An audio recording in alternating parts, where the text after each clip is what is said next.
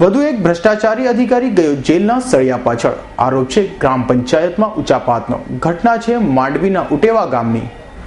Police સ્ટેશનમાં ઉભેલો આ શખ્સ છે ઉટેવા ગામનો તલાટી કમ મંત્રી મગનભાઈ વસાવા।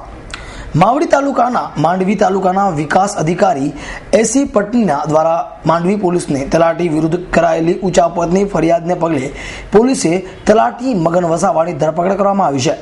હાલ આ શખ્સ પોલીસ કસ્ટડીમાં છે અને તેના વિરુદ્ધ તપાસ ચાલી રહી છે।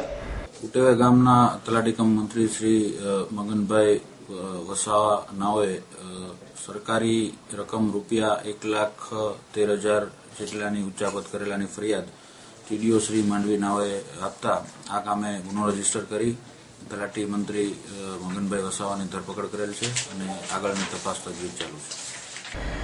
ઉટેવાના ગ્રામજનો તેમજ આ વિસ્તારમાં ચાલતી ક્વોરીમાં સંચાલકો દ્વારા છેલ્લા કેટલાય સમયથી તાલુકા વિકાસ અધિકારીને તલાટી કમ મંત્રી દ્વારા કરવામાં આવતી ઉચાપતની ફરિયાદ કરવામાં આવી રહી હતી, જેને પગલે તાલુકા વિકાસ અધિકારી દ્વારા ઉટેવા ગ્રામ પંચાયતના હિસાબી દસ્તાવેજોની ચકાસણી કરતા તલાટી કમ મંત્રી દ્વારા ઉચાપત કરાયા હોવાનું મળી આવ્યું હતું, જેમાં મુખ્યત્વે આ વિસ્તારમાં ચાલતી નેશનલ કોરી પાસેથી આ તલાટી શ્રી વેરાપેટે 2013માં 60,290 તેમજ વર્ષ 2014માં 53,214ની રકમ વસૂલ કરી હતી અને કાયદેસરની રસીદ પણ આપી હતી, પરંતુ અન્ય રસીદ બુકમાંથી જે સરકારમાં જમા કરાવવાની હોય તેમાં નજીવી રકમનો વેરો બતાવી રસીદ ફાળવવામાં આવી હતી।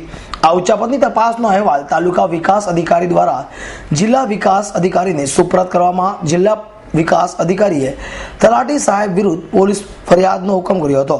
તલાટી કમ મંત્રી શ્રી મગનભાઈ વસાવા ઉટેવા ગ્રામ પંચાયતમાં ફરજ બજાવે છે, એમના વિરુદ્ધ અમને ઘણી બધી ગંભીર ફરિયાદો મળી હતી કે તેઓ શ્રી નાણાકીય ઉચાપત કરે છે।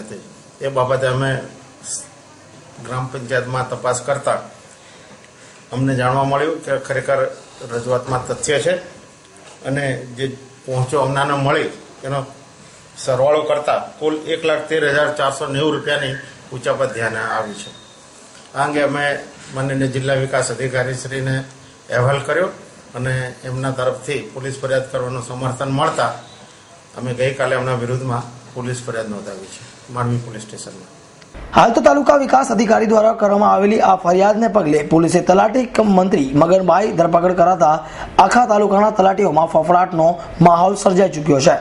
Indramal Shah, S9 news, Kamrej.